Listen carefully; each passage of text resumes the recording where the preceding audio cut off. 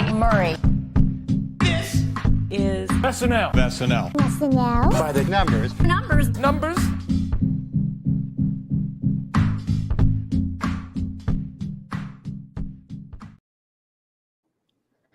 Sherman's a wormin. Maya Rudolph is mother. Can you pick me up? There's the opening haiku for you. We are covering episode 9, 6, 7 of Saturday Night Live, hosted by Maya Rudolph with musical guest Vampire Weekend. I am your host, Mike Murray of the SNN, and this is SNL By The Numbers, the home of SNL stats. We are a production of LateNighter.com, and I am back at my home base. So if you caught last week's episode, John Schneider filled in for me when I was in the maternity unit at the hospital. So I am back, the baby's home, and we're doing stats. Rachel Chang, my first guest, is making her debut. Welcome to the show. You were recently in my city last month. Welcome back to SNN. Thank you so much. I'm excited to be on. I feel like the numbers are what got me interested in Saturday Night Network. So I'm excited to chat all things stats. Yeah, we hear that a lot. You know, the stats grab you, and then the wonderful people keep you. One of which is here with me now, fellow girl dad Bill Kenney on the program. Mike, congratulations again on your bundle of joy. And just know that sometime in season 63, your daughter will be sitting there watching SNL with you, explaining all those slang words that were used in the teacher PSA. So look forward to that in the way future. Happy to be back with you. I do. And were those real terms? They all were. I can confirm my 8th grader has confirmed all of those words and explained them all to me. So. Can you please tell us and the folks at home what phantom tax is? Let me go get her. No, I don't remember what she said, but it's definitely a real thing that she's heard. She says, quote, every day at school. So every day. Wow. Yeah. I mean, I teach piano lessons, and so I will ask my students all the time what things are, but all those words I had never heard before. No, same. So we had Maya this week. So, you know, maybe like Bill's saying, looking in the future, do either of you guys know like the first SNL after you were born? Because, you know, now my baby can look back and say, oh, it was the Maya Rudolph Vampire Weekend episode was the first live show. Either of you have any idea? Well, Mike, you're calling out my age. I was born before SNL by just a little bit. But, so was George Carlin, Billy Preston, Janice Ian. Yes. But I do know, and my wife will appreciate this, that the first episode that aired when we started dating was Megan Mullally in season 30. So there you go. That's a significant one. I think mine was Bill Murray. You know, Uncle Bill. He was hosting the first one that I was alive for. But yeah, just fun to look back at that kind of stuff because SNL, after all, is a time capsule. You can look back and either not remember, not get the jokes back then. Bill's talking about the future jokes. So yeah, we had Maya Rudolph and Vampire Weekend. Rachel, were you excited to see Maya come back, even though she seems like she has been here the past few years and even hosted in season 46? Were you excited to see her this season? Maya can always come back. I feel like it, even though it wasn't that long ago that she was there. I mean, we just saw her on the Christmas episode. Was it the Christmas ABBA? Was that the last time we saw her? Yeah. So it wasn't that long ago, but she just brings back that. I mean, I feel like she elevates it every time. It's like she goes harder. She knows what she can do, and she's more confident every time. And I feel like every single time there's just something. I mean, she's mother. I mean, that was probably one of the most epic monologues that I've seen in my memory of SNL. And I just feel like I love they haven't done a great backstage walkthrough in a while. And I think that those are always fun to see. And I feel like even just having Devin, Chloe, and Marcella there, for some reason, I love the three of them. I felt like that added so much to it to see kind of the newer crew join them along with Bowen and Chloe Fineman at the bottom. I just felt like it was such a celebration. It was really like, it just opened on such a high note, and I loved it. It just went up from there. Yeah, and Punky Johnson. So back when Punky was a rookie, she had a lot of good screen time in Maya's monologue before. And so nothing against the rest of the episode. I thought it was a good episode, but it's rare that the monologue is the most memorable, if not the most fun portion of the episode. So, Bill, what did you think about Maya coming back and that epic monologue? I know you love the backstage too. Love the backstage. I've said this a couple times. I know it's not the most easy take to say, but I think that Maya is a better host than she was a cast member. I don't love her as a cast member. I really don't. I love her personally. I think she's fantastic. I don't love her tenure on the show looking back on it now. I think her first couple years were really good, and then she kind of fell off. But her 3 hosting gigs have been fantastic. She is the kind of performer that you want to see come in. She elevates good material. She really elevates bad material. I'm looking at you, Coffee. And yeah, I mean, I really love when she comes back, even her cameos as well. And yeah, the monologue was fantastic. As we'll get into when we talk about screen time, cast members everywhere this week, like fantastic coverage with all of the people that are in the cast. And we started it with the cold open, obviously, with the mothers, and then going right into the monologue. A lot of them got a lot of play. So that was so much fun to see. I totally agree. I was going to ask you because, Bill, you'd like to do Mount Rushmores and top 10s and stuff. And I knew Maya wouldn't be in your Mount Rushmore, but would she be top 10 female cast of all time or just shy of it? What do you think? Probably just shy of it. I think when we did the cast member countdown in the fall, I think she was maybe like 25-ish, which again is not a slight on her at all. That's in the history of 50-year history of a show. To be in the top 25 of anything is quite an accomplishment. But yeah, I think she'd be right outside the top 10 of female cast members. Rachel, what about you? Is Maya Rudolph one of your favorites of all time? I happen to agree with Bill that I think she's funnier now than she was in the cast. And now when she comes back, I think she's like brings so much fun energy, and her facial acting is just incredible. Maybe I'd put her in top 10 of just that alone. But what about you, Rachel? Is Maya Rudolph top 10, top 5?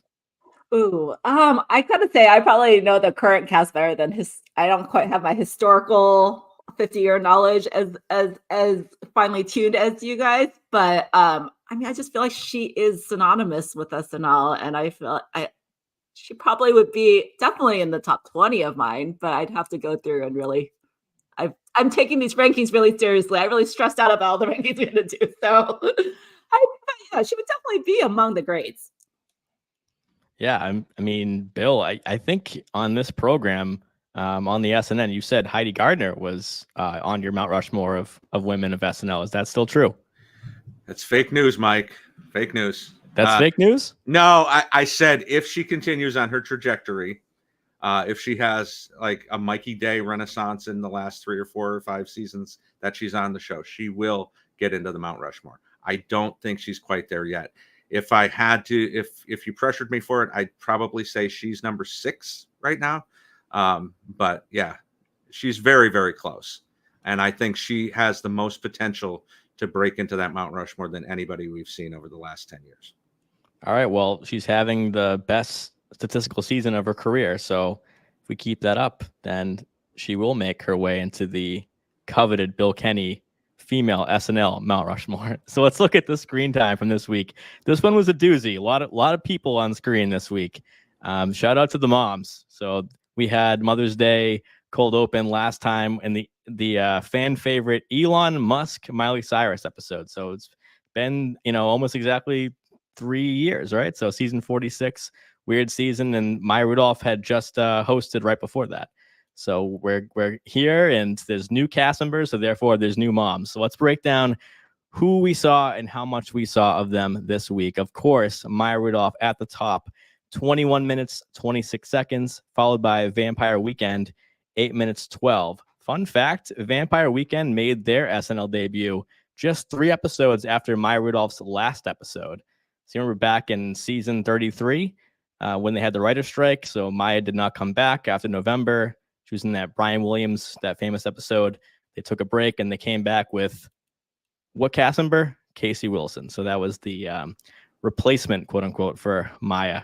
But yeah, that was on my birthday. So it was Amy Adams' Vampire Weekend, just a few episodes later in the spring. Mikey Day was the cast leader with 7 minutes 52. Sarah Sherman continues her hot streak, 7 minutes 13. Real quick, Rachel, what did you think about Sarah's mom foreshadowing the worm on Update? Was that fun? That was amazing. I just thought that, I mean, I was like, why are they bringing up the worm now? And then I was like, so perfect. Love that. Yeah, it's like the mom's sketch was actually really well written with like the Tom Brady through line. There was like a lot of little things that it wasn't just this montage or parade. There was a lot of little nuggets in there. yeah, a few of those moms had great timing as well. So that was impressive. And I think maybe second time in a row, I felt tears coming with Bowen's mom. For some reason, she just really touched me with her wrap up. I do have to say, I think obviously as an Asian American, it was so moving that they gave them the final moment and a longer moment. I mean, I'm assuming it was about as long as Keenan's probably, but to hear a mother with an accent given that time was just so moving. I'm tearing up thinking about it because, like, I know my parents both would be self-conscious about their accents, and just to be able to see that on Main Street TV on SNL of all things, it was just so moving, and I just felt like so seen as an Asian American. And sorry, I'm getting emotional about it, but I just was so excited that the show gave that time to her. No, completely agreed. I watched it live, felt the tears coming up a little bit, and then I was doing the stats, and again, I was just like so touched by her. And you're right, she was the highest ranking mom on the list with 55 seconds of screen time. So we'll work our way down there. Colin Jost would be the third in the cast with 7 minutes 2. Heidi Gardner with 6 appearances had 6 minutes 8 seconds of screen time. Keenan with another big week, 5.5 minutes and 7 appearances. Bowen Yang, 5 minutes 13. Ego Wodum, 4:59. Michael Che, 3:38. James Austin Johnson with 3 minutes 13 seconds. Chloe Feynman with 9 appearances, something that you do not see very often. It hasn't been done since Beck Bennett some years back. But the screen time is interesting because it's only 2 minutes 42 seconds. So there were 2 Chloe Feynman voiceovers. Can you guys remember where either of them were? They were very, very brief. Bill, can you recall a Chloe Feynman 2-second appearance in this episode? Was it the teacher PSA? There was one on that was the end of the Mother's Day pre-tape. Okay. I think Steve Higgins had a voiceover at the end of the Teacher One, the Mother's Day pre-tape, and then was on Heidi's phone during her update piece. Okay. About 10 signs that your man is gaslighting you. It was Chloe there. Let's keep going. Andrew Dismukes, 5 appearances, 2 minutes 12. Marcelo Hernandez, 2 minutes 2. He also made his 100th appearance alongside his mother in the cold open. So congrats to Marcelo for reaching 100. Punky Johnson, 1 minute 47 seconds. Chloe Trost, 1 minute 43. Devin Walker, 1 minute 32. Then we have PDD getting their first ever live from New York, which is exciting. 1 minute 18 for John, 1 minute 14 for Martin, and 1 minute 12 for Ben. They also had their own pre-tape in the episode early on. Molly Carney, 57 seconds. Michael Longfellow, 57 seconds. All right, let's get to the moms. Bowen's mom, 55. Keenan's mom, 54. I actually saw Keenan's mom in the Peacock Lounge when I was there live a couple months ago. It's like, oh my God, I'm getting starstruck. That's Kenan Thompson's mom right there. So good to see her back at 8H on the stage. Marcella's mom, 36 seconds. Chloe Feynman's mom, 31. Trost's mom, 31. Andrew's mom, 30 seconds. Ego's mom, 30 seconds. Mikey's mom, 30 seconds. Punky Johnson's mother, 29 seconds. Sarah's mom, 29 seconds. Devin's, 23. JAJ's mom, 23. Molly's, 23. Colin Jost's mom, 22. Longfellow's mom, 22. Some voice work for 13 seconds by Steve Higgins. Daryl Hammond got some voice work outside of his usual pre-recorded. He had some for update and for the montage. Daryl Hammond had some voice work in the British Caveman sketch for 10 seconds. And writer Will Steven appeared in he was a co-writer and appeared for 2 seconds in the PDD pre-tape. So, Bill, who do you see on this list that you want to talk about? First of all, Mike, you are this is the effect you've had. You are the first person I thought of as soon as the lights came up and the cold open started, because I'm like, Mike's gonna have a blast figuring out this live from New York / cold open and the screen time with all these people. Second point, before we get to the people that stand out, where are PDD's dads? They didn't get any screen time. They did get screen time. We're working on identifying them. So, you know, Okay. I did count them, and they got, got some power ranking points and screen time, of course. But, and that, speaking of that, Bill, I got so excited to see Steve Higgins in the flesh. And then, of course, it was, a funny gag of the three dads smoking crack. We did not see Steve Higgins, even though he did intro the cold open with some voice work.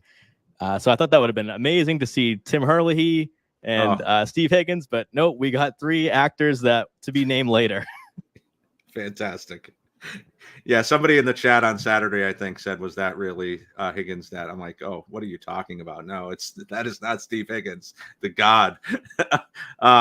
No, I mean, again, to point out like how obviously not everybody had equal screen time, but to see everybody get a little piece of the pie, I think that's been a running theme this year. It's great to see, even if they only get a few pieces in, that they're getting some screen time in. They're not getting shut out on the regular. But obviously, I mean, Mikey, Heidi, both fantastic weekends again. I love Mikey, even though I wasn't a fan of the Hot Ones. I think he did a great job in that. He did a great job as the old man and the nurse PSA, pulling out his creepy old man thing again. So yeah, I mean, a lot to be hopeful for going into 50 with all this cast. Agreed. And Rachel, I want to ask you if you have a preference with your live from New York at Saturday nights. Do you like the classic straight to camera breaking character like the old days, or do you like these kind of party, really everyone's having fun, huge group ones like we had this week? Well, this one in particular was just so special. I've always been a huge fan of the Mother's Day ones, and for several of them, it was their first time saying it, right? Like, had Longfellow said it before? Was this his first? No, Longfellow's had a few. I think he's at 4 or 5 right Oh, now. okay. So it was no one's first other than PDD and some of the moms. Okay. It was just And Michael Chase. Che has yet to say That's it crazy. his entire tenure. Unbelievable to me. I mean, he's almost at 10 years now, right? And he still hasn't had one. That's just incredible. Yeah, I mean, I feel like I like when we shake it up a little. The variety, the fun's in the variety. You don't never know what to expect. I mean, tradition's tradition, but I think that this one was just so fun to see the moms so excited, just going back and looking at some of the individual mothers' expressions with their hands. It was just really sweet to have them together, to do it together. But I agree with Bill. As soon as I saw that, I was like, I don't know how Mike's going to do this. And then, like, continuing through the episode, there were so many of these quote unquote parade types with like the landscaping, the nurses. It was just so many people. I don't know how you timed. This must have been one of the toughest ones to figure out. Yeah, this one took a while. Actually, this cold open wasn't too bad because there wasn't a lot of cuts. So other than when they all joined Bowen and his mom on stage and, counting those few seconds when they said live from New York, it was a little piece by piece. So it actually wasn't that bad. Some of the cold opens, when there's, 6 or 7 people and they're cutting around a lot, that can take me like a half hour just for the cold open. This one wasn't too bad. But we had 36 people on stage say live from New York, which ties the record from the aforementioned Elon Musk Mother's Day cold open. Also had 36 exactly. So there's only been 3 in history, or I should say 4 in history, that are 20 or more people saying live from New York. And I'll tell you those right now. This week, the Elon Musk one I just mentioned, we had 32 choir children in the very touching Martin Short, Paul McCartney one in December, 2012. We all remember that. And then the Amy Schumer, Casey Musgraves, season 43. We had the Mother's Day one as well. We had 20 that week. So it's pretty rare to have that many people on stage at one time. So, Rachel, who do you want to talk about in the cast that you really enjoyed? Oh gosh, I really think that Mikey has been just on such a great trajectory. I feel like ever since the Quentin Brunson episode with the traffic altercation sketch, I feel like he just like I don't want to say it was like a new peak, but there was something fresh. From that point forward, I just was like noticing Mikey again. I feel like he had really settled in and then he just started spiking again. And both behind the scenes with the sketches he's getting on and just roles where, I mean, whether or not he's the main, it's his sketch or he's just part of it. I'm just so glad to see that he's on top. And I just feel like he's really, his trajectory over the show has really been incredible that this far into his tenure, he can still be, his performances still seem fresh every time. Yeah, we were talking about the Mikey Day Renaissance after that, and he continued so well with the great Waffle House sketch with Jenna Ortega, that one with him in the background. So Mikey Day is definitely an interesting story when we're all wrapped up with his career and looking back. I can't wait to look at his stats from beginning to end, because there'll be a interesting curve, I think, to the top at the end, where he was, a writer and then a utility guy playing the straight role a lot. And now you see him everywhere. You see him in pre-tapes, you see him in cold opens, now a few times as the president. And so that's why we kind of assume he'll be back in season 50, whether he likes it or not, because we have an election year coming up. So, Bill, would you say that Mikey Day is peaking at the right time? Because I would think that, he's at the time where he might move on, but now he seems more valuable than ever. Yeah, it's one of the more interesting trajectories in the history of the show. It's up there with Timmy Meadows or even a Keenan. You look at Keenan's first 4 or 5 seasons, and he's more of a utility guy until he really kind of takes over the show about his 5th or 6th season. I think Mikey's kind of in the same place. I don't know that he'll stay for 20 years, but it is interesting that, yeah, as Rachel says, when last year we really saw him step forward, not just play the confused and befuddled husband or brother in a sketch, and take the lead. And it's really benefited him. And I love to see it in an episode like this as well, because I'm sure you both remember when he was on Maya and Marty after the 40th, that summer series that kind of catapulted him into the cast of SNL the following fall. He was such a big part of that. It was a fun summer series with both of those people. So to see him on with Maya again is even more heartwarming. So love to see it.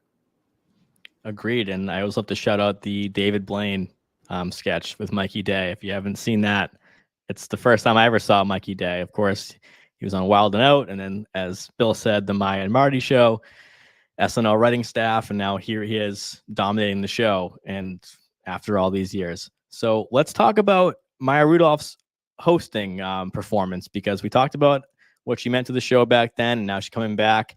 So I pulled this stat that was interesting because of her Kamala Harris appearances. She cameoed as Kamala 9 times before she hosted in season 46. So those were all before Biden and Harris were elected. So she only has appeared as Kamala Harris once as the incumbent vice president. That was with Martin Short playing Doug Emhoff in her last hosting appearance. So I wanted to just do a side-by-side, because we do have the luxury of, we were podcasting back then, and to look at the side-by-side of her last 2 hosting appearances, and want to remind you guys of the rundown of those shows and where she appeared.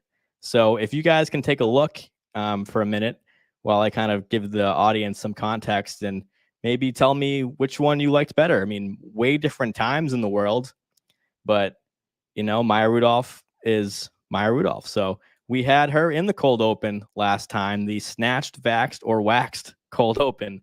So she was in a big group live from New York then. She did not appear in this cold open, but she did shout out her mother.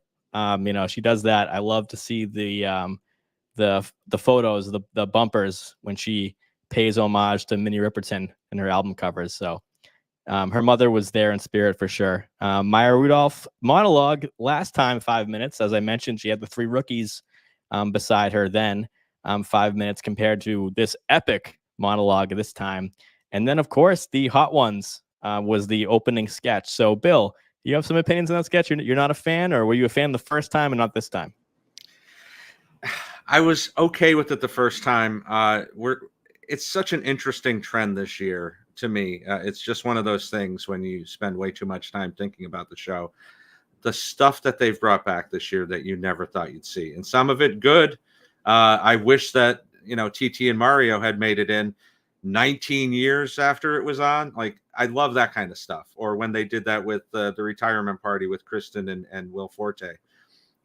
Bringing back stuff from a decade ago, that's kind of deep cuts. I love that. This is a deep cut that's only from 3 years ago, and it wasn't great to begin with. And did we need it? I know a couple people talked about it earlier this week. Maybe it would have been better if it was somebody other than Beyonce. She has so many other impressions that she can do. We were just getting the same beats over and over again. So it didn't work for me. It's one of those things that should have stayed a one-off, or brought another character in to play off of Mikey. So yeah, not a big fan. Give me my impression that would have hit better than Beyonce this time. And interestingly enough, she had almost identical screen time. So Bill's saying beat by beat. Well, she almost had the exact same number of seconds on screen. 4 minutes 18. This time 4 minutes 15 3 years ago. Bill, any idea? Who would you rather have seen? I mean, Ellis says it in the chat. Oprah would have been the obvious choice, but even Judy from Bronx Beat, like, that would have been great. Didn't have to be an actual celebrity. True. Yeah, Rachel, what did you think about the Hot One sketch opening the My episode 2 times in a row? I'm going to play devil's advocate here because I had my own opinion, and then I listened to one of the previous podcasts. So I loved it originally because I love Hot Ones. I wouldn't say I watch it religiously, but I've seen enough of people I'm interested in. And I mean, the first one, just the ridiculousness of it with the sweat and all that was just so over the top. But I feel like the beauty is in the new Beyonce, the cowboy Beyonce. And I like that she was still that same character, but in the reinvention of Beyonce herself. So I thought it was a smart take on it. I mean, there are some great lines in there too, just regardless of whether I mean, just concept aside, there was some great writing in there, and I just felt like she is that character, and I enjoyed seeing her back in that role and with the new cowboy twist. Yeah, I didn't mind seeing it again. And just as Bill said, Ellis in the chat, our friend Ellis said Oprah or Kamala. And I didn't even think about that. I just mentioned how many times she's played Kamala, 10 times. And I feel like with Kamala Harris and how she is in the media and always kind of doing things that are kind of relatable and trying to rehabilitate her image as somebody that is like fun and cool, Kamala Harris on Hot Ones would have been perfect. So that makes almost too much sense. Now I'm angry, Ellis, because that would have been way better. If they're gonna do Cowboy Carter, they should have like broke out into a whole other scene or something just to elevate it to another level instead of going to as Bill said, the same beats. So again, reminder, I'm going to ask you, Rachel and Bill, which episode you liked better, 46 or 49. We're familiar with this week's episode, but I'll go through the rundown of last one. Coming after Hot Ones was the Boomers Got the Vax song, which that was great. So she was in that a little bit. Then 6 minutes, 22 seconds. It was a long sketch with Marty Short as Kamala the last time she played her. She did not appear in the Pete Davidson, Jack Harlow pre-tape NFTs back when we all were talking about NFTs for some reason. Still hear about those all the time, right? And then she was in the choreographer sketch with Keenan, Barfly Awards. She was in there for a minute and a half. And then my favorite part of that episode, probably the 10-1 pre-tape, the Maya Ing, the Shining parody of her being in the haunted halls of 8H, which I thought was great. So, Bill, I'll go to you first. Looking at these two rundowns side by side, which did you like better? And for the audience, I'll tell you that she had about 5 minutes more screen time in the previous effort there in season 46. I will say this episode was probably better. 46 was kind of all over the place, as you know, Mike. And Maya's episode was no different than that. And I mean, it is, I've talked about this a lot, the time capsule of that season. This is like a heavy time capsule between, everybody starting to get the vaccine. So you've got two different references to that. As you said, NFTs being the hot thing.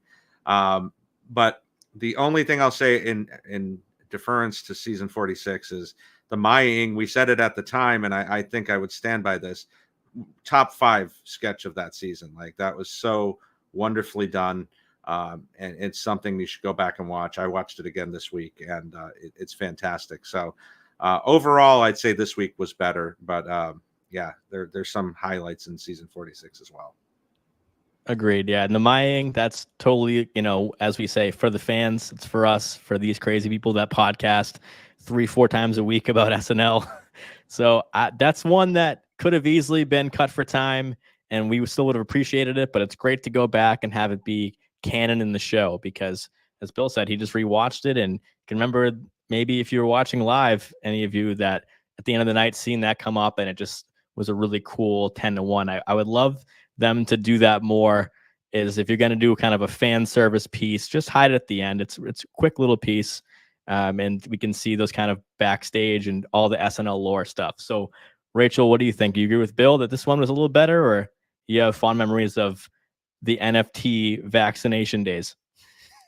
Okay, I don't know what this says about me, but the NFTs is maybe one of my all-time favorites. I am obsessed with it. I cannot tell you how many times I've watched that, and I can't believe Maya wasn't in it. I mean, I that just really hit me. That was one of the first things I just would wake up in the morning and go, I need to watch that again. I don't know what it was. I was obsessed. Hot take. I mean, were you like me, and did you go to the CD store and buy the Eminem show the day it came out? Because that was I was an Eminem fan. I did not buy his. I don't think I own any of his CDs, but I do love Pete's Eminem videos. I have watched most of them on repeat way too many times. But that was my first exposure to Jack Harlow. I really didn't know who Jack Harlow was, and I just loved his rap in it, and that's what made me. His episode is one of my all-time favorites too.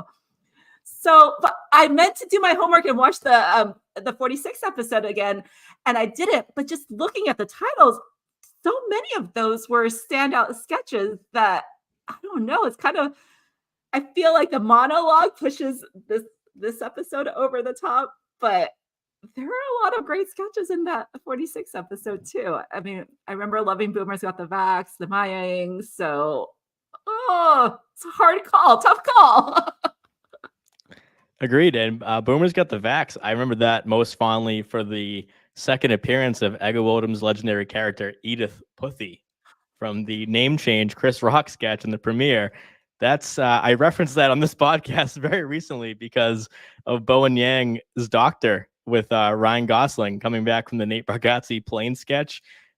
My only comparison was that Ego character of somebody that was such a tiny one-line role that became a recurring character, which is so for the fans. I mean, if even the diehards might not notice Bowen Yang's character there being a callback. So I haven't done a ton of host stats this season, and we talk about the appearances, the screen time, and the ultimate of the power ranking to do the average of the season. So I figured instead of just doing either one of those by doing screen time or by doing power ranking for the host so far, because that stat does measure the impact they had, I figured who should we think about as like really dominating, and I decided to do that by, did they have the most screen time in the appearances that they made? So this is arranged by if they had the most screen time in those appearances. So I have first, they were the first ranked, second ranked, third ranked, fourth ranked, and so on. So Maya Rudolph at the top with Sydney Sweeney and Shane Gillis. They have 7. So that means of their appearances, 7 of those, they were the number one screen time getter, so to speak. Followed by Kate McKinnon with 6, Pete, Josh Brolin, Adam Driver with 5. In the 4s, you have Kristen, Elordi, Momoa, Chalamet, Dua Lipa. In the 3s, Rami Youssef, Bad Bunny, Gosling, Bargatze. And then only being the most screen time getter in their episode twice was Iowa Debris, Emma Stone, and Dakota Johnson. Bill, what do you think about this lens to look at the hosts? Mike, bringing the heat, man. Wow. First of all, Elordi led his sketch 4 times. Like, that just hurts my head in so many different ways. But yeah, I'm so I'm really surprised Io and Emma are so low. Even Nate. Those kind of tend to be the episodes that I enjoyed the most this season. So it's kind of strange and even Gosling too. being so far down where they were just basically utility players in their own show. So very interesting to see how this played out. I did enjoy the Sydney and the Shane episodes too, so I can't necessarily say it's upside down for me, but it's a little strange to see how some of these episodes played out. So just for some context of just one look at this, like Bill mentioned, Jacob Elordi led the screen time in 4 of his appearances. I'll just tell you what those were. It was the acting class sketch that had Rachel McAdams appear in it, the women's AA meeting when all the women in the meeting were fawning over him again in that sketch, the obviously his monologue, and the Alaska Airlines ad. I think he was second, and one more in there would be, I can't find it right now, but there was 4 of them. So you look at across the rows, you can see that, you know, a lot of them were not number 1 in their sketch appearance, but they were number 2. So like Rami Youssef, he was the, you know, kind of second screen time getter 6 times, first time screen time getter 3 times. And shout out to our friend Eric for preparing this stat right here. So Rachel, what do you think it means if a host is not only the focus of the sketch, but on screen the most? What does that say about the host? Okay, this is so fascinating. I could stare at this chart for hours. I mean, I think we talked about this on one of the previous shows I was on. Do you want the host to stand out, or do you want the host to blend in? And in some ways, the returning cast members pop back into their positions and they blend right in. Sometimes that means they get more time because they're just along with everyone else. And other times they step in the forefront. I am completely surprised with Sydney Sweeney being so high up there, and also very shocked about Dua Lipa. Are you Dua Lipa Are you though, Rachel? I know. In theory, no. I mean, in theory, no. But in actuality, I'm like, I guess she was just, the camera was just glued to her the whole episode, right? I didn't really think about it that way. Oh, and thank you, Alice. Bowling pins. That's the other sketch I was trying to think of. Oh, right. The Bowling Elordi one, pit. which was, I One think, of Alice's favorites. yeah, that was, I think, definitely the best sketch of that night. And he was actually pretty decent in that one, I thought. So just one way to look at the host from a different way, because at the end of the day, each segment can only really have one sketch, you know, screen time leader, if not tied. So we're ready to play some games. We haven't done a lot of games this year, so I had Rachel and Bill do some prep work. So you guys ready? Let's do it. Here we go. All right. We are going to go back to our humble beginnings. Season 46. We were a little podcast known to few called SNL Stats. And that podcast had a spinoff called SNL By The Numbers. If you're familiar with that show, it's the one you're listening to right now. And we did a game, SNL Build a Cast. So we haven't done it for a long time, and we're going to do it now. And I can't wait to see what cast Rachel and Bill build. So here's how it works. You get $25, and you can spend it however you like. And I have given dollar values to 15 of the cast members. I'll say you get Jost and Shay. You can keep them for free. You don't have to worry about having an update anchor. You already have 2 of the best on your squad. So I'll tell you the dollar values. And this is purely based on stats. This is not my opinion. This is not saying their value in any way, shape, or form, just based on their statistical output this season, not previous seasons. In the $2 range, we have Longfellow, Molly, Punky, and Trost. In the $3 range, we have Devin, Sarah, Dismukes, and Marcelo. In the $4 range, we have Ego, Chloe Feynman, Keenan, and James Austin Johnson. And then our most expensive cast members, we have Bowen, Heidi, and Mikey. Anyone want to volunteer to go first and tell us how you spent your $25 budget? Okay, I'll just pick somebody. I'm going to go with Rachel. All right. I overthought this a lot, as I do with all things. I did 3 versions, but I think we're only allowed 1, right?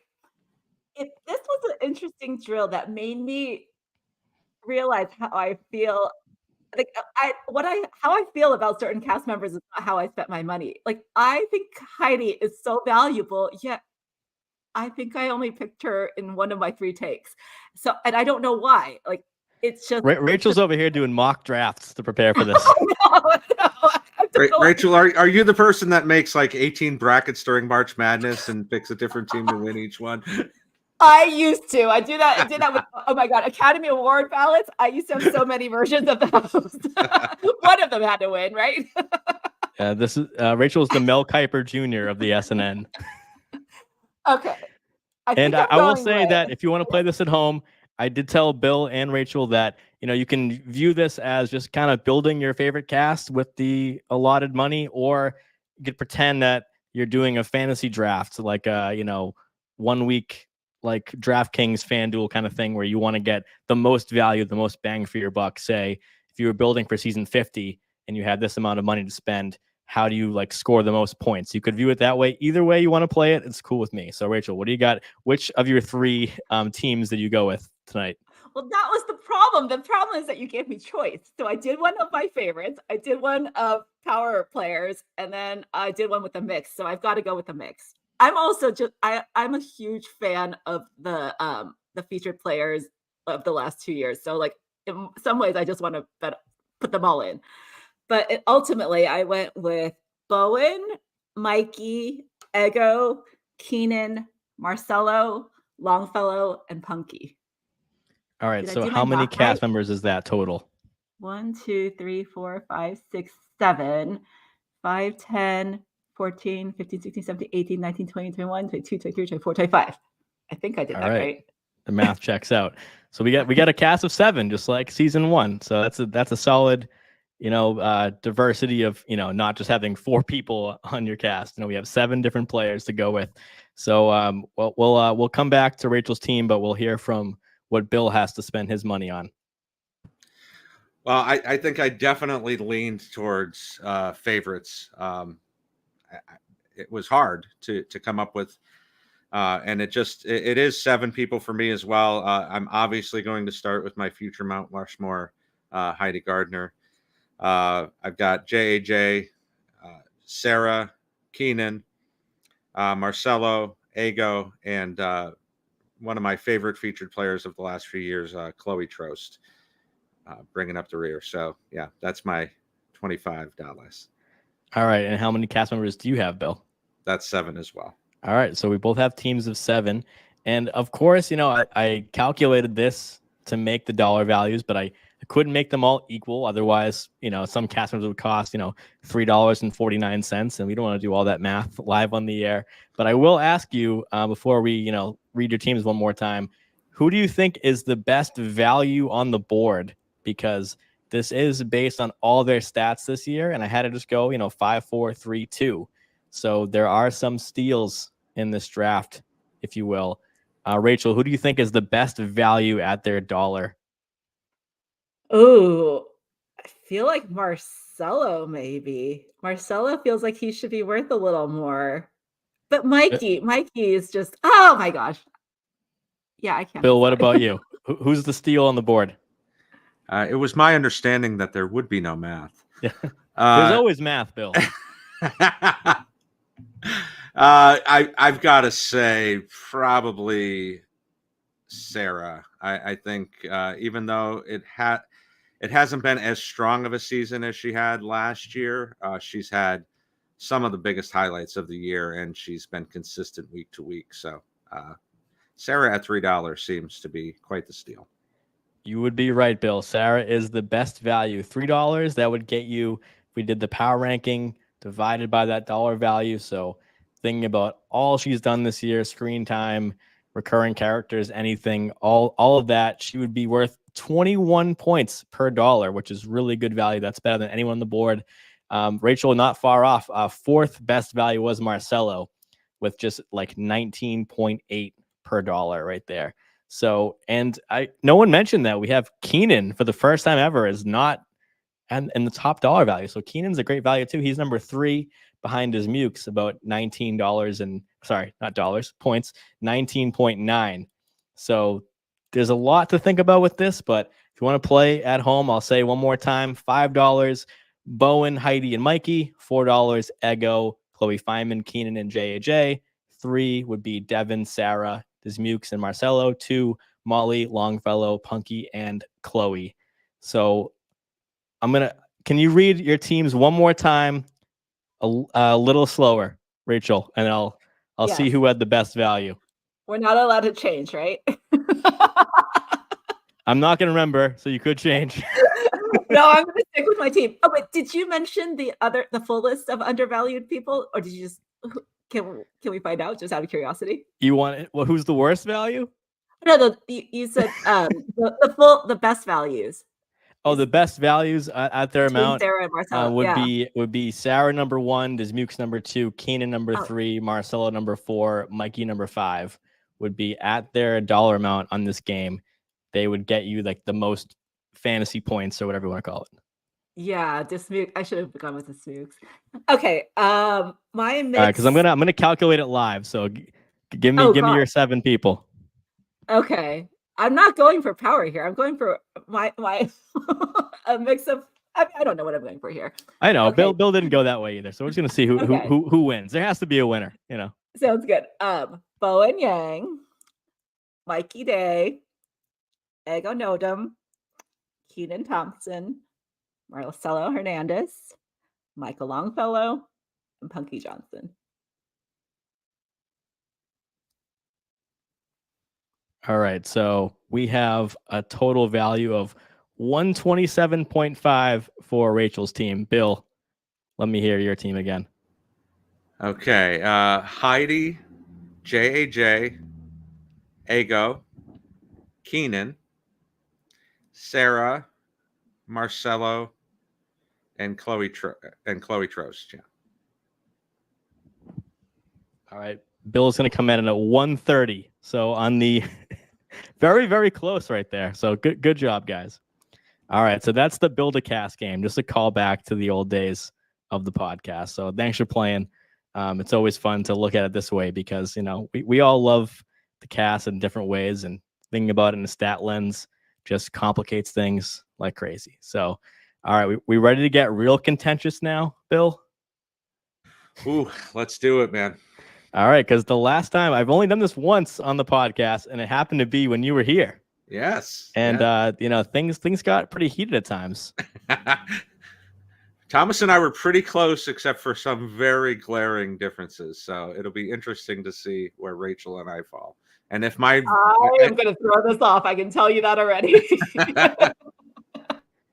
All right, so we're only one episode left, so we have the Jake Gyllenhaal episode this week as the finale, but we have 19 to choose from. We're gonna go rapid fire, back and forth. So if I start with Bill, he'll give me one. Rachel will give me one. Then Rachel will give me her next, and then Bill. So just kind of snake it back and forth to see how they rank season 49 episodes, because we're getting to the end, and I'm gonna have a lot of stats to review at the end of the year. So time for a little bit more fun in games. So. All right, who's gonna start? I had Rachel go first, so Bill's gonna go first and give me his 19th of 19 episode of season 49. And on the screen, I'm gonna, as we go, put in what their rank was for each one. So, Bill, what would be your worst episode of the year? This is the easiest question you will ask me ever. If there were 35 episodes this year, this would be the 35th. I think it's probably the worst episode of SNL in the post-Trump era. I'm going Jake Elordi. All right, as you can see, I have the cell already highlighted. All right, and as Bill did too, let's if you have any comments, positive, negative, neutral, anything about that episode, because it's been a long season. So if you have any little memory of that episode to remind the listeners, please feel free. So 19 will be the Elordi for Bill. Rachel, give me your 19th and then your 18th. I know this is very controversial, and I know that this was a very popular episode for a lot of people, but I also feel very justified because a lot of other women in line I've talked to in the standby line feel the same way as me. And this is the only episode that I've barely watched. Shane Gillis. Interesting. Anything about that episode? It was not for women. It was not for minorities. It was not for me. It made me so mad. I can't watch that again. Fair enough. Did you have any laughs in that episode? I don't even remember. I kind of blocked it out of my head. I just remember a Constance Wu joke that really upset me. I do remember the great ego piece to start the show. That was probably what my biggest memory of that episode off the top of my head. The when she was Father Lawrence. Yeah, that was a great ego standout, especially to begin the show. We haven't seen enough ego at the top of the show. So now give me your 18th episode, Rachel. Okay, and you did say we're going by episode and not host, right? Correct. I really did have to separate myself from the host and the and really focus on the sketches, which is really hard. Yeah, totally. Because you could really hate the host or love the host, and they could be in a great episode or a terrible episode. I mean, that's just the nature of the show. So, what is your 18th? I pulled out sketches I loved and kind of did it that way. My 18th is Dua Lipa. Okay, Bill, what about you? What's 18th for you? Well, I'm gonna say I have the same exact one as 18. Dua Lipa. I wanted to like this one so much more. I really love her music, but she was. It was not well suited for her. I'll leave it at that. I think a very forgettable episode, and I'll leave it at that. Bill, give me your number 17. My number 17 would be Dakota Johnson. Despite JT coming back, he couldn't save this episode, unfortunately, even with the Barry Gibb talk show. The rest of the episode was just really tough to watch. So, not even with the classic chicken fongers? Chicken fongers almost put this at a Lordy levels. Oh no. Okay, Rachel, what's your 17th episode of the year? I can't believe this is so low for me because I really truly enjoyed this episode. But when all is said and done, I have Sydney Sweeney. All right, that's not a surprise. I feel like that episode was, But just for Bowen Straight, I feel like that needs bonus points. That was my favorite of that one. And yeah, Bill, give me yours, right? Or are we going? No. Yeah, we got to go Rachel 16 now. Again, another episode I loved, but in the scheme of things, Io Adebri. I agree. That's a great example of. I thought Io was like an A- to A+ host given the sketch, but just some not great material in that one. So, Bill, I think you're going to agree on that one. But yeah, what's your 16th? I actually at 16 I have Momoa. Even with Dismukes taking over as the Kyle Cuck role and taking his shirt off for no reason at all, this episode did not work for me.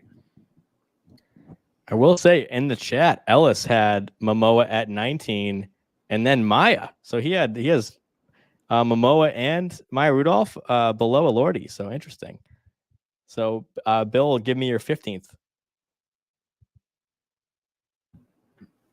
15 would be oh boy, I lost my track. Emma Stone. Even with the great monologue, I feel like I'm saying that a lot. There's always one or two good sketches and even a bad episode. Even in the Elordi's episode, we had bowling. So the monologue with Emma was so great, but it was just a lot of retreads, and it wasn't deserving to her 5-timers talent. So absolutely, that was a classic case of being way too excited for an episode and then really not meeting my expectations. So we have over to Rachel with 15. Here's where the hate mail is going to start. All right, let's do it. I know this is wrong. And I know this is a great episode. It just didn't speak to me personally. And she's an amazing host. There were some great sketches, but I didn't love the Kristen Wiig episode. Wow. I know. I think I put Kristen's top 5. Jumanji was top 3 of the season for me. But all right, we have Rachel Chang with Kristen Wiig, number 15. What's your 14th? Is it Bargatze? Not that high either, but No, I actually am surprised I have him so low because I thought I actually, again, controversial. I actually thought I loved Elordi, but I have Elordi in 14. Okay, you heard it here. Jacob Elordi, better episode than Kristen Wiig. It was the bowling pins that put it over. The bowling pins was so great. And I loved Alaska too. And the ET lip readers. Like in volume of sketches that I appreciated, that one had more. You know what? I have to thank you because I guess I picked the right panel to do this exercise with because this is way more fun than I think. I did this with Bill and Thomas and one of my favorite episodes of By the Numbers ever, but you guys are pretty much like lockstep. So it's, a little bit more laborious exercise. This is way more fun. So thank you, Rachel. All right. So we're over to Bill. 14. Gotta go Bad Bunny here. Just it did not translate literally or figuratively for me. He was very game to be in anything, and there were a couple of bright moments. I think the pre-tape with Fred Armisen was one of them, but overall not great. Yeah, I loved that pre-tape with Fred Armisen and Mikey. I think I've said this many times. We did a stat on that episode of percentage in Spanish, and at the end of it, I was like, I think this goes to show that the whole episode should have been in Spanish because those are the funniest bits. Like, why can't we do one whole episode of SNL in 90% Spanish? Why not? It was Bad Bunny was great in those. Bill, give me your 13th. It hurts a little to say, but I think Maya's going to go in this spot. Even with some really good highlights, I think the coffee farting ridiculousness was way too much. And it's hard to put her this low, but yeah, that ruined the episode for me in some ways. When you say ruin the episode, do you mean that just like when you got the game of the sketch, you were like, all right, hold the phone. This is terrible. Or yes. Okay. Yes. All right. I mean, level 20 terribleness, season 20 level terribleness. I should Was say. it worse than What's in the Kiln from Emma Stone? Because that's my worst. Oh, that'd be close. That'd be close. Okay. I don't think I hated that one as much as you did, but yeah, I mean, listen, we don't have to get into the whole thing. Everybody's covered it so great this week, but like if you're gonna do literal shit like this, make it good, make it funny. It doesn't have to be this stupid. Fart jokes can be funny. Maya was in the damn movie that highlighted that. Like, so I don't know why this had to be, 12-year-old boy at a typewriter level terribleness, but I have very strong opinions. I think it might have just been a way for Bowen Yang to get his social media handle in there. He's Faye Dunaway. And so they had Dawn Faraway was Maya's character. So over to Rachel. Give me your next two in line. I feel like here it all gets kind of murky. They're all kind of the same. We're at 13 right now. Yep. I have Timothy Chalamet. Although there were some great ones in there. I mean, Little Orphan Cassidy, but that wasn't Timothy. That was Chloe Trost. And The Woman in Me, Brittany audition, I love too. But still, I think overall, yeah, I'm going to stick with that there, Timothy. Yeah, that one I definitely remember for the Little Orphan Cassidy. That's probably in my top 5 sketches of the year. I don't know if that's controversial or not, but just how I feel. And Tiny Horse 2. I love to see the rap. Yeah, Giant Horse, exactly. Rap Roundtable, not so much. Didn't love seeing that the second time. But overall, that one I thought was pretty good. But we're getting into the top 12 here, so give me your 12th. This is where it starts getting hard because this episode had such great sketches too. Yeah. Josh. Now we're getting into positive. Yeah, these are good ones. These are good ones. Yeah. Josh Brolin, Moulin Rouge, Lisa from Temecula 2, Shrimp Tower. I mean, I guess Lisa from Temecula 2 may or may not be a highlight depending on where people fall on that. But Shrimp Tower was so great, and Moulin Rouge, and even though that was more Ariana, was a great one too. Yeah, LFT, Lisa from Temecula, getting a shout out in Maya's monologue song, and I heard that live, and I was pumped to hear that. Then rewatching it, I was thinking like, is SNL were they writing this song and being like, we can't just shout out all the glory days and not talk about anything current because they don't do a lot of recurring characters? And I think that might have been it, because at least it's recent and played by someone in the current cast. All right, Bill, over to you. We're at your 12th, correct? Yes. I'm going to go with Rami here, even though I think he was a very good host. It's one of those episodes that I've completely forgotten everything that was in it at this point. So that's always an indicator to me that it was just okay. So yeah, I'm going to put him at 12. You had Immigrant Dad Talk Show. We had Keenan as the basketball coach. We had Ozempic for Ramadan. We had Tiny Desk Concert. So, but maybe I'm remembering it because that was one that I was at, so I probably can't forget those ones. But maybe if I saw it on TV, I'd be like, oh, that's pretty forgettable. All right, number 11, Bill. That was a humble brag, right, Mike? Yeah, that was a very humble brag. I just had to Yeah, throw that out there one more time. I'm going to put Chalamet at 11, even with the stunning debut, really, of the coming out party, if you will, of Chloe Trost. Like, that was the end of that show with her doing the moon sketch was fantastic. The rest of it was all right. Yeah. All right, we're over to Rachel with her 11th. I just did a switcheroo. I'm going to go with Raymond Youssef too, because I do think that I loved it in the moment. And looking back, I loved Immigrant Dad so much, but the rest of it, and I was a fan of Tiny Desk as well, and I thought Ozempic for Ramadan was creative, but these aren't ones that I'm going to go back and watch on repeat. They were all fun for the moment. That episode too, I actually really liked the Trump cold open. I know people aren't a fan of the straight to camera Trump, but that was a long cold open. Then we had a great stand-up monologue from him. So I feel like the Rami Youssef episode, even though those pieces were quality, they were very long, that when you look at the episode as a whole, it doesn't seem like it has a ton of flow because they had to really squeeze in a lot later in the episode. So Rachel, you're number 10 now. I have to say, with that episode, I also feel like I weirdly loved the PDD sketch. It was kind of an underrated one, but I thought the napkin pants was so stupidly amazing. That PDD on rewatch gets better and better. That one you need a few views. Twisted Rock and Ball with Travis Scott. Exactly. Okay, we're at number 10 now. Number 10. I'm going with Jason Momoa, even though that PDD ramen order is one of my favorite PDDs. It's just so great. Wow, that might be up there with your Kristen Wiig take. That's one of the best PDDs. But again, this is why you're here. We love it. I will say that this is one of my favorite PDDs of this season. Previous seasons is a whole different realm of PDDs. Yeah, this is like new age PDD. This is one of the ones I prefer. And then the tennis battle of the sexes really was a great highlight for that episode too.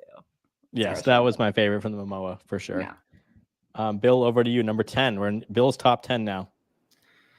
I'm going to put Shane here, even with the controversy of that week and clearly some troublesome things bringing him back at all.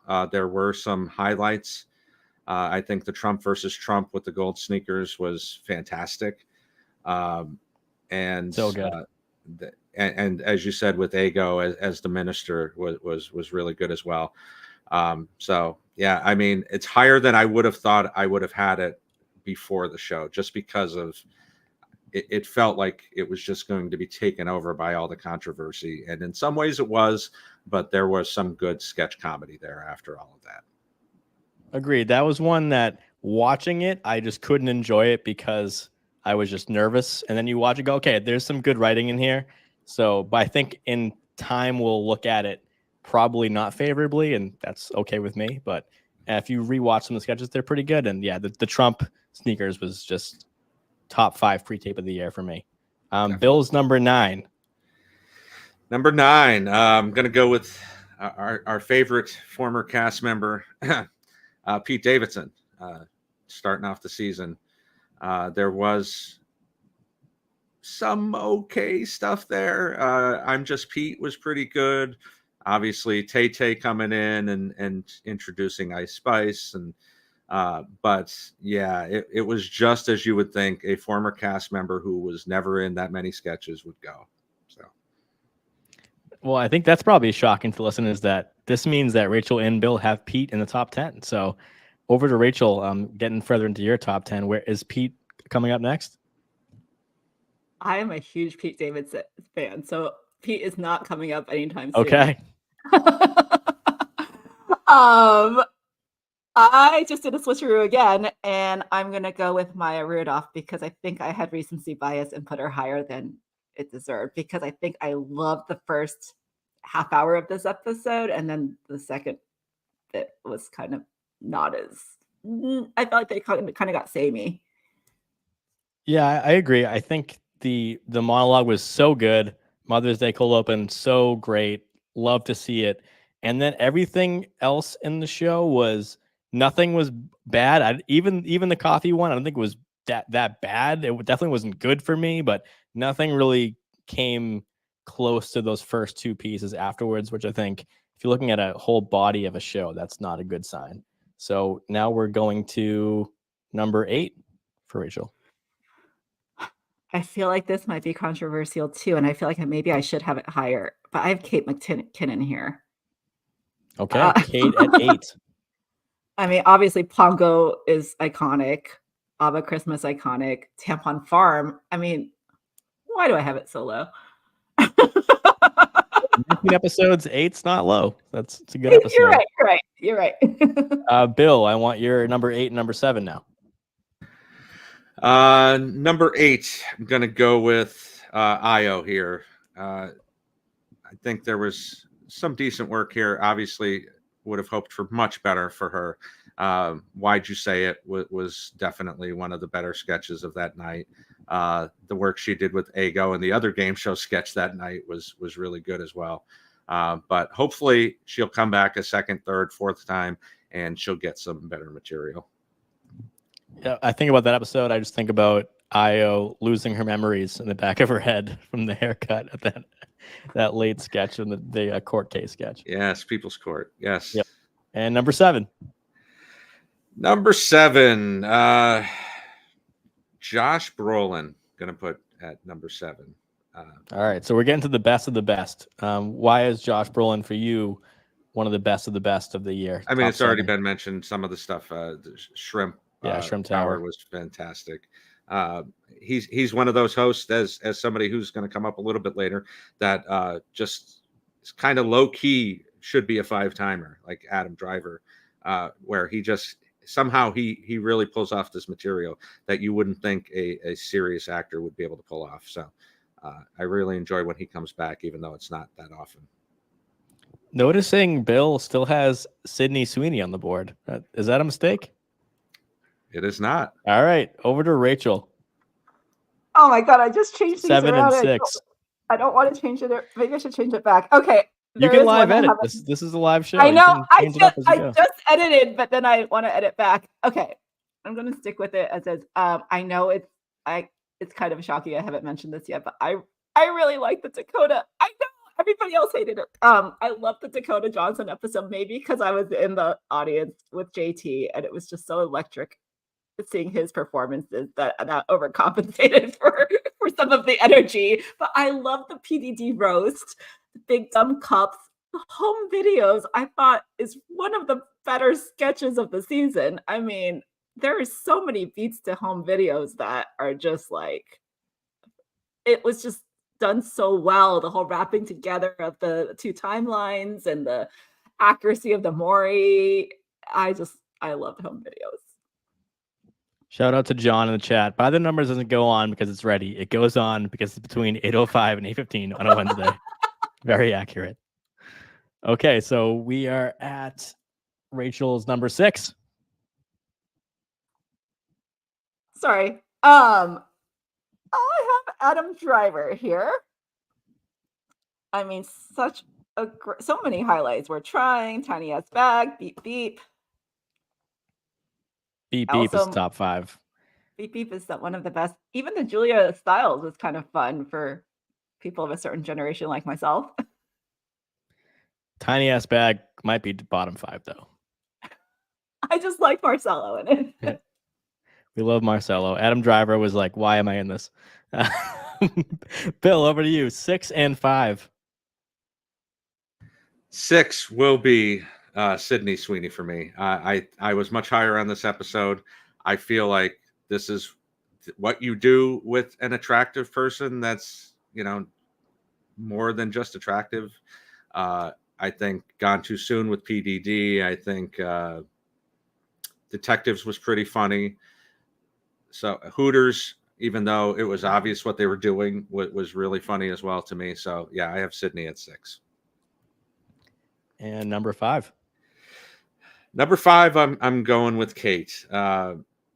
This was a fun episode, but I feel like some of it was more of the nostalgia of her coming back and it being Christmas time. If this was an episode that aired in March, we would have been a lot harder on it. So that's even though I would want to have her number 1 for the season, I've got to put her at 5. All right, and because there's a lot of episodes, I'll remind the listeners that the Bargatze and the Gosling episode have not been named yet by either of the two panelists. So excited to see if those line up together. And I'm now going to run just the controversy meter in the right column for how different the ranking is for Bill and Rachel. Okay, so now we're getting into Rachel's top 5 episodes of season 49. Go for it. I'm going to continue the controversy. This is where I have Nate. Okay, so that's off the board now. I mean, the Washington Stream is probably one of my favorite sketches in a long time, too. I just felt like it was so clever. Every single line just spoke to me and just in a different way. And it's just one of those I have to watch over and over again because I'm like, oh, wait, I missed that part. Love that. Hallmark horror movie, Lake Beach. So much good stuff. And I'm sure Bill will like to talk about it later. So I'm going to save my takes on that. We're going to number 4, right? That's me? Yep. I have Emma Stone. If anything, for Question Quest, which I believe is that still Michael Longfellow's only sketch he's written that's made it to air? Not sure about that, but it was definitely, I think, the best piece of that night, maybe outside. He wrote the barbecue. He wrote the barbecue sketch last week. Oh, okay. Right. Yeah. So I mean, I'd heard him talk about his turtle before in his stand-up, so I was so excited to see this as a sketch. And obviously, I just feel like Emma was so perfect, like, for that situation too. Fully and Naked in New York was so ridiculously amazing. Clearly I'm a Longfellow fan. Longfellow with this as the cigarette, but even the Diet Coke by Olay was kind of like just a fun insidery thing that I thought, okay, like I can go with this. So that's second, or I guess tied for third about right now for the difference between Bill and Rachel, because Bill had the Emma 15th, Rachel has it 4th. So we're gonna go over to Bill for his 4th. And let me apologize. Che wrote barbecue, not Longfellow. Speaking of the wrong Michael, yes, I'm gonna, 3 Michaels in the cast. Yeah. Yes. Let's do Gosling here. Beavis and Butthead engagement. A lot of fun stuff here. A very fun night, even if Gosling broke way too much. This was one of the episodes that you want to go back and rewatch over and over again, not just for Beavis and Butthead, but certainly part of it. And number 3, Bill. Number 3, everything that Rachel mentioned about this already. Adam Driver. Beep Beep, probably top 3 of the season. And again, just somebody who, when he comes back and hosts, it's such a joy. Almost Steve Martin, Buck Henry level of, it doesn't matter how bad the writing is, he will elevate it. So hopefully he gets his 5-timers jacket next time soon. I'm sure he will. All right. We're going into Rachel's top 3. back over to Bill, and then we'll get Rachel's number 1. So 3 and 2. All right. This is where I have Pete. I mean, I'm just Pete, the Swifties, the original secretaries. I even weirdly liked the Wire autocomplete. I don't know why. I know it's not a highlight, but I enjoyed it more than I thought I would, maybe because I do like that series on Wired. And it was just fun to see Pete. I'll admit that I wanted more from that episode. I was disappointed in the moment, but looking back at these sketches overall, I still think that there were more of them that I appreciated. I think the Pete episode was not the best SNL episode. I did like it a lot, but it was the SNL that we needed at that time. So that's what I'll say about that one. Number 2 from Rachel of the top. And I'm still bitter that the Golden Bachelor was cut because I was at that show and that was probably one of the best I had seen too, and I'm really upset. Anyway, okay, number 2, I loved a Bad Bunny. I think Shrek alone, not even the whole Shrek sketch, when he's playing with the light switch, he's like, you want to do a whole Shrek movie? We could. Just that bit, I find myself like looking up on YouTube every now and then when I'm in a bad mood. That moment, I'm not even a Bad Bunny fan. I'm not sure I can name a Bad Bunny song, but I just love that episode. The Protective Mom 2, the subway platform, even the Age of Discovery with Old Timey. I don't know. I just loved every bit of it. I found him to be a really amusing host. I thought it brought diversity in a way that was really refreshing. I'm glad you brought up the Shrek PDD because that was a good use of Bad Bunny, like playing small, like somebody that's not, known for comedic chops. They might just have them, like, oh, let's have him play the nun and have Mick Jagger come in and hilarity ensues. But the PDD Shrek was just like him was playing very small and serious and just like, no, I want to be Shrek. Like, that's it. All right, Bill, give me your 3 and 2. 2 and 1, right? I have 3 and 2 for you on here. No, I gave you Adam at 3. Oh, okay, my bad. Give me 2 and 1. Okay. This is hard. I think these are clearly, to me, at least, the 2 best episodes, top to bottom, of the season. I'm going to go with Kristen at number 2. So much good stuff here. Getting to see her play with the likes of Heidi and Ego. The monologue was unbelievable with all the special appearances and the meta upon meta of the 5-Timers Club. And then the retirement, as I mentioned earlier, with Will Forte coming in, reprising his old role. So, Jumanji. And Jumanji. Yeah, I mean, that was just such a fantastic episode. Just what you'd want to see from a Mount Rushmore cast member. That monologue, Bill, I think was the most exciting moment of the season for me. Sure. Oh, easily. Not funniest or best maybe, but like I was just grinning ear to ear for that one. So it was the ensemble that they had on there was just ridiculous. Will Forte, John Hamm, Armisen, Lorne, Matt Damon, like it was incredible.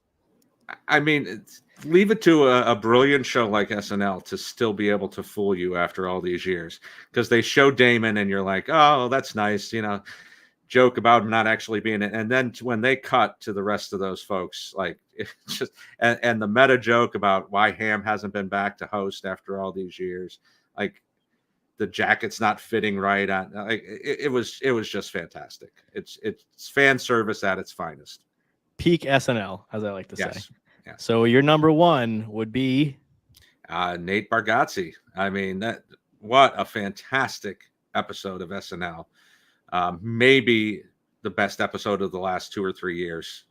It'd be interesting to go back and look.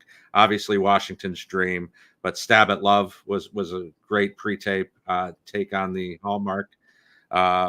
Lake Beach, and then the airplane, and having Foo Fighters in the building. I think that's what edged it out for me to put it into the number 1 spot. So and Walken, of course, yeah, having Walken in the cold open and introducing Foo Fighters. Right. So that's pretty cool. Foo Fighters. All right, now it's time for Rachel to gush about the Ryan Gosling episode, season 49, episode 17, as her number one. Oh, Ryan. Oh my gosh. I mean, I did have to wonder if I was judging it based on the host here. But I mean, Beavis and Butthead became a cultural phenomenon in the moment. I mean, that's hard to deny. And Cookie Crumbles is just so Cookie Crumbles is so stupid, but like you remember it. It's just so I want to scoop of Cookie Crumbles with a red The spoon. little red spoon. That was it. It just the detail of that made it go from a B+ to an A- in 1 second. Right. The little The red spoon or the Cookie Crumbles. Like it's just so great. Yeah, and that sketch got the least chatter about it, and it haunts me.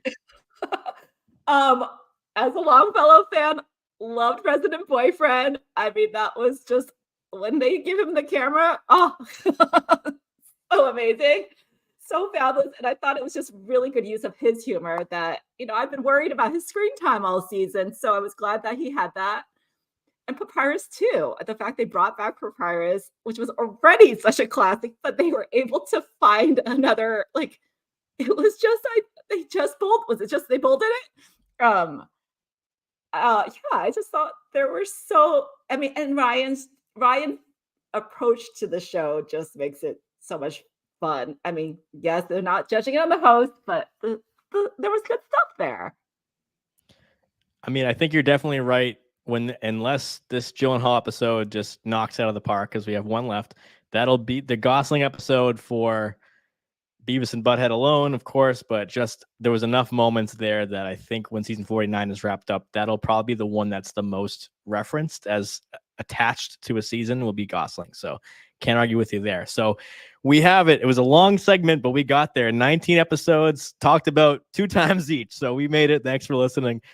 We got to go over the controversy meter now. So we had Bill and Rachel rank all 19 episodes. I looked at the difference between their rankings to see where they agreed and where they really disagreed. So I'll go with the agrees first. They both thought Dua Lipa would be 18th on the list. They were pretty much locked on Rami and Chalamet. They both liked Gosling a lot. Bill had it 4th. Rachel, of course, had it 1st. Adam Driver, they're only 3 spots away. And McKinnon, they were 3 spots away. But let's talk about, the dirty details here. So Kristen Wiig, Rachel Chang is the 15th best episode of the year, which if you were keeping score, that means it's the fourth worst, right? So, 19, 18. So, okay, 5th worst. And Bill had it 2nd. So, Bill, I got to give you one last chance to convince Rachel to take it a little higher than 15 before we say goodnight. I'll save you. I know. Listen, first of all, before I rip into, no, I'm just kidding. This is what's so great about SNL, right? To have such differing opinions on the same thing that we're all watching together. It's actually great to see the differences that we have here. That being said, Kristen Wiig is a goat, and she did not phone it in. The writing was stellar. Everything in the episode was great. The secretary sketch, which I didn't even mention, where she was working with Heidi and the whole Mad Men John Hamm thing going on. Oh, Rachel, where did we go wrong? Did Bill convince you at all? I need to go back. I think because that era, that was such a golden era for so many people right now. I didn't watch as much, so I think it's my fault. I need to go back and watch that era of SNL too, Kristen's era. I was just I was aware of the show, but I wasn't a super fan yet. So it's my fault for being a later in life fan. It's no one's fault. Like Bill said, it's the beauty of the show. I think Wiig would be 1 or 2 for me. I'm definitely on Bill's team here. I think Bargatze and Wiig would be 1A, 1B. You could take either one on a given day. And then last argument on the docket is Bad Bunny was ranked number 2, just like Kristen Wiig was ranked number 2 for Bill. Bad Bunny was number 2 for Rachel. It was 14th for Bill. So they were a difference of 12. That's the 2nd most controversial pick tonight. So Rachel, tell Bill why he's wrong. Shrek. That's all I need to say. Shrek. I mean, Donkey, just the way he looks, he goes, who said Donkey? Where's Donkey? I mean, that is just so ridiculous. Who invited Donkey? I mean, I also love the backstory of how the three of them just wrote it late at night and went through all these edits, and what aired ended up being what they originally wrote. I think it is one of, you could just see how the three of them were trying to be like, okay, now what? And it just came up with, I believe Martin came up with the idea first, and they all kind of built off of that. So when it's all said and done, Bill and Rachel disagreed at a 6.1. So, if I had all the SNN listeners on here, we'd have so many different lists. I'd love to see where they line up. So please send me your lists. I'll do an aggregate if I get a lot of responses, so we can see really, because I know I can't do the segment next week, and final by the numbers is going to be so stat heavy. So thanks for letting me do this tonight. I will read Rachel's list real quick, Bill's list real quick, and we will look at the power rankings very briefly and say goodnight. So Rachel, season 49 rankings were Shane Gillis, Dua Lipa, Sydney Sweeney, Io Debris, Kristen Wiig, Elordi, Chalamet, Brolin, Rami, Momoa, Maya, Kate, Dakota, Adam Driver, Bargatze, Emma Stone, Pete Davidson, Bad Bunny, and Ryan Gosling. So let us know in the chat if you're on Rachel's side with that ranking. Bill's list was Elordi in the last spot. Dua Lipa, he agreed with Rachel, as 18th. Dakota Johnson, Momoa, Emma Stone, Bad Bunny, Maya, Rami, Chalamet, Gillis, Pete, Io, Brolin, Sydney Sweeney, Kate, Gosling, Driver, Wiig, Bargatze. So that is how these two very talented, insightful SNL minds look at this season now that it's almost over. So thanks, guys. I appreciate the homework and the passion. That's why we do the show. So we are going to take a quick look, because next week these will be finalized. So I have to show one last time the season 49 power rankings. We have breaking news. Heidi Gardner, after weeks and weeks, has been knocked off the number one spot. Mikey Day has taken it by 0.12 points. So Heidi Gardner, if you're listening, you need to beat Mikey a little bit next week, and you'll be the first woman to win the power ranking since Kate McKinnon. And, nothing against Mikey, but, you've been leading this long. Let's finish strong and take the number one spot back. Mikey Day is number one with a 90.6. Heidi right behind him, as I said, at 90.5. Bowen Yang is third, 87.2. I think he's safe in that spot. Colin Jost, 80.9. Keenan's safely in the 5 spot. He could jump Jost, I guess, if he has a huge week, and I wouldn't be surprised. He's at a 79.6. Ego Wodem at a 72.2. JAJ, 70.9. Chloe Feynman, 66.0. Sarah Sherman had a huge week. It's her second best episode of the year with Maya Rudolph. She's at a 63.4 now. Andrew Dismukes in the 10 spot. He's 61.1. Marcelo is trying to get back in that top 10. He was in there for a lot of the year, especially the Dua Lipa episode was great for him as well. He's at a 59.4. Michael Che, 55.9. I'm guessing he'll stay at 12. Devin Walker is really just like the most unique number on here, because he's at a 42.6. No one's even close to him, north or south. So Devin Walker, very unique sophomore year for him. Michael Longfellow in 14. He's 34.8. Punky, 33.8. Chloe Trost, 32.4. And Molly Carney, 23.4. So those bottom three, I think, will stay the same. The top three, top two, I'm most interested in. So, Rachel, who's going to take the crown for season 49? Because this stat, if you follow every week, just is the slow grind that we follow every single stat, and just goes to show you that it all comes down to just decimal points after 20 episodes next week. So, who's going to win season 49 and be the stat king or queen? Will be Mikey Day or Heidi Gardner? This is incredible that it's come down to this. I mean, on the one hand, I do feel like Mikey's had such an amazing trajectory. It can only go up for the finale, but I gotta vote. I gotta root for our girl. We gotta get the first woman to get to the top there. Absolutely. I mean, Mikey is safely in the top three. So is Bowen. So the top three, silver and bronze and gold, will go to these three individuals. But who will take the gold? Bill Kenney, what do you think? Prediction? Not. Don't give me your hope. Give me your prediction. Oh, I think she'll overtake him. This feels like one of those great batting races in the late '80s. You know, Boggs versus Mattingly. Uh, like it's going to come down to that final game, that final show, and who's going to be able to just push it over the top. Yeah, I think she's going to do it, and I think she'll further prove my point that she will be on the Mount Rushmore someday.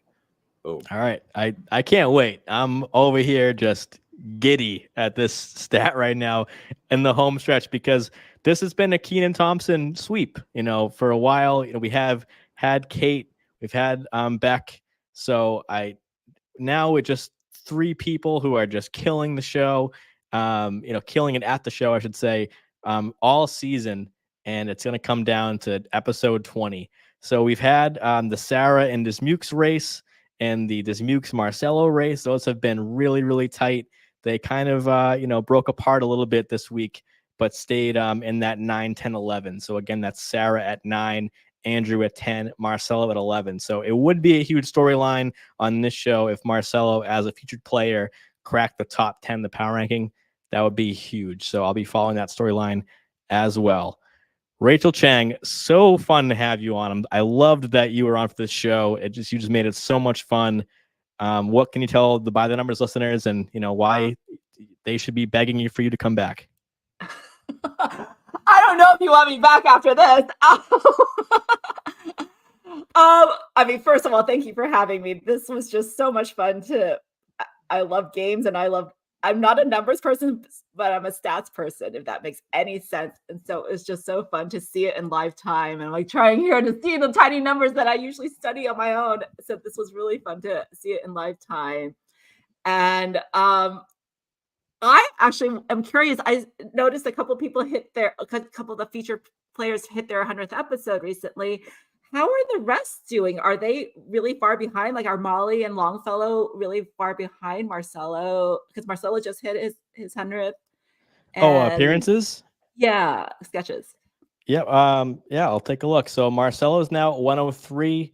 Molly's at 74. Longfellow at 97.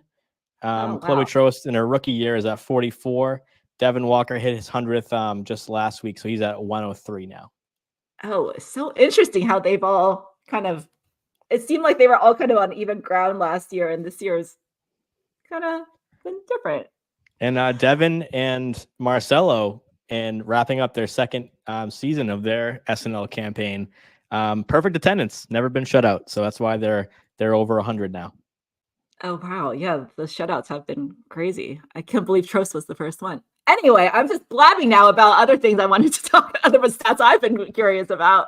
But thank you again for having me. This was so much fun. Absolutely. Anytime. Thank you so much. Bill Kenney, so great to always have you here. And I'll tease the listeners. We are going to do the Marathon by the Numbers show. So this one was the longest of the year already. We're at 92 minutes. This is, way over time for By the Numbers. But we are going to do our wrap-up show in a couple of weeks with John. And Bill and I will look at the stats for every cast member one by one. So that's a really fun show, especially if you've missed some weeks and kind of want to get the whole picture. So, Bill Kenney, what's coming up for you on the SNN and otherwise? Thank you for having me, Mike. Always a blast. Looking forward to the end of season show as well. Always bring a couple extra lozenges for that. You can find me on all different shows on the this here network, including the hot take show for the finale this week. So that's always a blast. The level will be past 100 for that, with all the excitement and seeing the season come to its rightful close. We didn't get it last year. We lost the Mother's Day. We lost the finale because of the strike. So it's great to be able to kind of come back to where we were in season 47 and be able to put a bow on everything. You can follow me at all the socials at BKLove73. Well said. I mean, SNL finales are my favorite episodes. People love Christmas. People love premieres or five-timers. The finales are my favorite. To quote Holden Caulfield, Catching the Rye, if you don't know you're leaving a place when you're leaving it, you just feel worse. So I like going into the week knowing that this is going to be it, getting to say goodbye to anyone who's leaving, and just celebrating the great work that they did all year. So we have Jake Gyllenhaal, Sabrina Carpenter, two Taylor Swift related folks right there. So we'll see if she's invoked at all. But excited for that show. Gyllenhaal coming back. He was just here when Sarah and JAJ and Aristotle were rookies, and now he's back. And look at Sarah and JAJ now, just crushing it on the show. Excited for that. So there will be a hot take show 1:10 a.m. right here on the SNN Roundtable Monday, and I will be back for the final regular season By The Numbers show. And then the week after, we will do the full season stat wrap up. So again, as always, we are a presentation of LateNighter.com for Rachel Chang, Bill Kenney, and myself, Mike Murray of the SNN. Thank you for listening. We will see you next week.